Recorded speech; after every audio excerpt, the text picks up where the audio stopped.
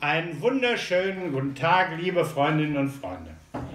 Um 11:11 Uhr, also vor einer knappen Stunde, wurden wir nominiert, von unserem Freund Thomas Geratz eine Challenge anzunehmen. Und wie ihr Altköln kennt, nehmen wir diese Challenge natürlich sofort an. Man kann das Ganze zu Hause ausführen, das ist schon mal sehr praktisch. Und man fängt damit an, ein Schnäpschen zu trinken. Ich habe mich hier mal für eine sehr leckere Birne entschieden.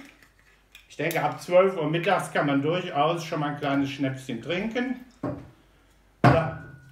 Und sehr zum Wohle. Sehr lecker. Wirklich sehr lecker. Als zweites löscht man das Ganze dann mit einem kleinen Kölsch ab. Natürlich ein bisschen symbolisch, deshalb nehmen wir jetzt erstmal nur ein kleines Schlückchen. Und Prösterchen. Der Thomas hat alles getrunken. So, das ist ganz lecker, kann man ruhig noch ein Schlückchen nehmen. So, Prösterchen.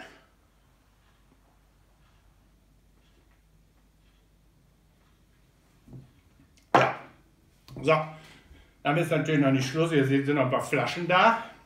Nächste ist jetzt ein Mixgetränk.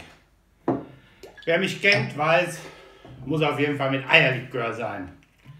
Also fangen wir mal an. Ein bisschen Eierlikör und damit es auch ein bisschen bunt wird, wir sind ja schließlich Karnevalsgesellschaft, gibt es auch ein bisschen Waldmeister dazu. Eine sehr schöne Mischung. Schön langsam. Eine herrliche Farbe, die ihr leider jetzt wahrscheinlich nicht so richtig sehen könnt.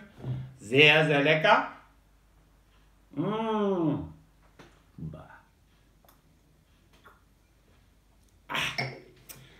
Auslecken vom Glas mache ich dann später.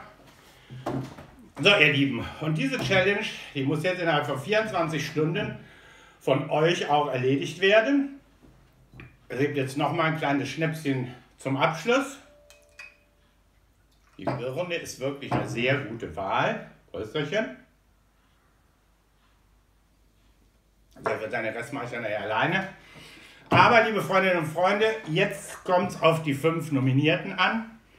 Und wir von Altköln, wir nominieren einmal unsere Freundinnen und Freunde von der Stadtgarde, vom Blomekörf, hier von der Luftflotte, von der Goldmarie und zu guter Letzt auch noch von unserer eigenen Tanzgruppe, den Kölschen Harlequins. Also, ich hoffe doch, dass ihr alle zumindest einen in euren Reihen findet, der diese Challenge mitmacht und natürlich auf Facebook stellt und dann auf 5 weitere benennt. Ich wünsche euch ein schönes Wochenende von Altköln. Ich habe Spaß heute und ich hoffe, ihr auch. Madet Jod.